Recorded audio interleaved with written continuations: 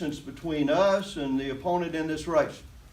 There's a distance between us and those people that think it's just some right that you might be able to exercise. As a grandfather who welcomed his third grandson less than a week ago, I can tell you it's nothing less than a miracle. I can tell you that across America today, thousands and thousands of children are being aborted. Wikipedia, someone you may have heard of before, says that the USA has killed its own through abortion 60 million since Roe v. Wade.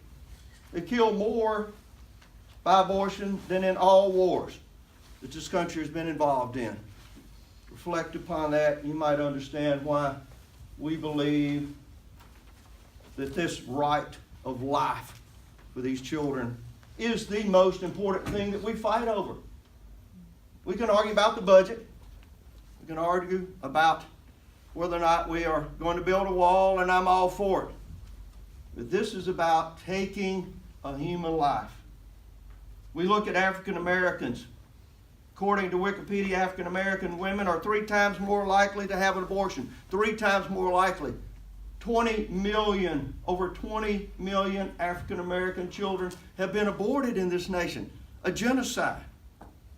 Imagine that. It says that had those children not been aborted, the African American population would be 48% larger in America. 48% larger.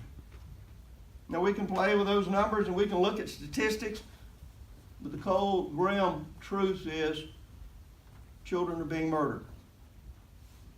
Just here in Fondren today, more than likely, or tomorrow, a child's life will be taken. And we stand idly by and let that happen. Because the Supreme Court in 1973, Roe v. Wade said it's okay, it's in the Constitution. We don't believe that to be true. It's the law of the land and we understand it. But our heart breaks and we weep for those poor innocent children whose lives have been taken. Cindy Hyde-Smith has been fighting for those children. This Christian woman, this mother, this wife has fought hard to protect those unborn, and she will do so in the United States Senate as she continues. I want to recognize this wonderful woman. I can tell you I've seen her fight through this campaign. I can tell you as governor the struggles of an election cycle is difficult. You'll be attacked. Things will be said about you that are not true, that are hurtful. Children will be affected. In her case, your husband. She has pushed on to be the first woman from Mississippi to be in the United States Congress. So very proud to have made that appointment.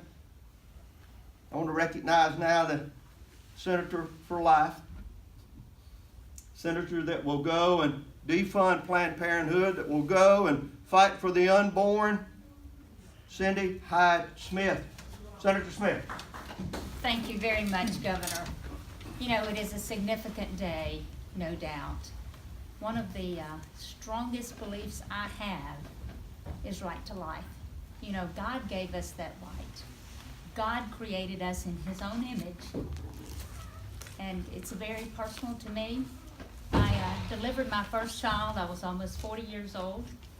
And the moment of that is as incredible as any other woman, any other place in this country that has done the same thing. Any other place in this world has done the same thing. The sanctity of life is just that. It's sacred. It should be protected from the womb, conception, until delivery, when we get to hold that baby. I am so honored today to be able to introduce to you the National Right to Life President. Carol Tobias is President of the National Right to Life Committee. A native of North Dakota, she has served on the National Right to Life Board of Directors since 1987. From 1983 to 1991, she was Executive Director of North Dakota Right to Life, and in 1991 was hired as National Right to Life Political Director, a position she held since 2005. In that capacity, she organized and conducted seminars on pro-life issues and on becoming involved in the political process. She was a regular speaker at conferences around the country and participated in candidate training seminars, teaching candidates how to handle pro-life issues in a campaign. During her tenure as political director, pro-life majorities were elected to both the U.S. House of Representatives and the U.S. Senate. In World News Tonight, NBC's Today Show, the News Hour on PBS, news shows on CNN, C-SPAN, and Fox News Channel, as well as numerous television and radio programs throughout the country. She has been quoted in the New York Times, Wall Street Journal, Washington Post, Los Angeles Times, and USA Today. She and her husband Damon live in Cedar Crest, New Mexico. But I am very honored that she's here on my behalf, that we stand on the same side of most Mississippians. Today, I want to introduce Carol Tobias.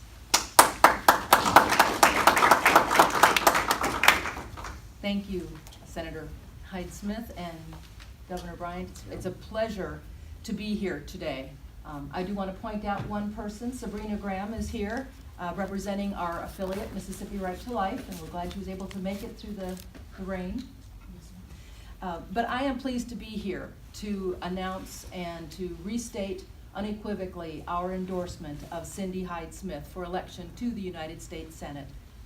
We know that Cindy Hyde-Smith is the only candidate in the November 27th runoff election who represents the true pro-life values of Mississippi. Mike Espy does not. From 1988 to 1992, as a member of the U.S. House of Representatives, Mike Espy voted dozens of times on the pro-abortion side of votes. Mike Espy cast vote after vote against the Hyde Amendment, which prohibits federal funds from paying for abortion in the Medicaid program. Mike Espy voted against the Dornan Amendment, which prohibits federal funds from being used to pay for abortions in the District of Columbia. Mike Espy voted in favor of providing federal funds to organizations that perform and promote abortion overseas, including the likes of International Planned Parenthood. And if that weren't enough, Mike Espy was a co-sponsor of the so-called Freedom of Choice Act, a piece of pro-abortion legislation so sweeping it would have invalidated all federal, state, and local limitations on abortion, nullifying the types of common sense pro-life laws that the Supreme Court has said are permitted under Roe v. Wade. To put it plainly, Mike Espy's pro-abortion views are out of step and grossly out of touch with the pro-life values of the Magnolia State. Espy's record stands in direct contrast to Senator Cindy Hyde-Smith. As a state senator, Cindy Hyde-Smith was a leader in the fight for life. She authored a bill requiring abortions be performed after 12 weeks, that they be performed at either in a hospital or an ambulatory surgical facility.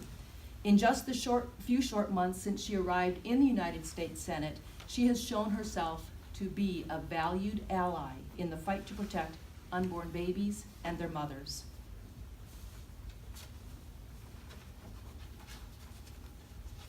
Her sheet is long, I gotta make sure I have it. Cindy Hyde-Smith supports one of National Right to Life's signature pieces of legislation, the Pain-Capable Unborn Child Protection Act, a bill that would protect unborn children from abortion at 20 weeks, a point at which they are capable of feeling pain, whether it be killed by dismemberment or other late abortion methods. Cindy Hyde-Smith opposes using federal tax dollars to pay for abortion on demand. In her first pro-life vote in the U.S. Senate, Cindy Hyde-Smith voted for the Paul Amendment, which would have blocked abortion-providing organizations, including Planned Parenthood, the nation's largest abortion provider, from receiving federal funding through Medicaid, CHIP, and various block grant programs in fiscal year 2019. And of course, she voted to confirm Judge Brett Kavanaugh.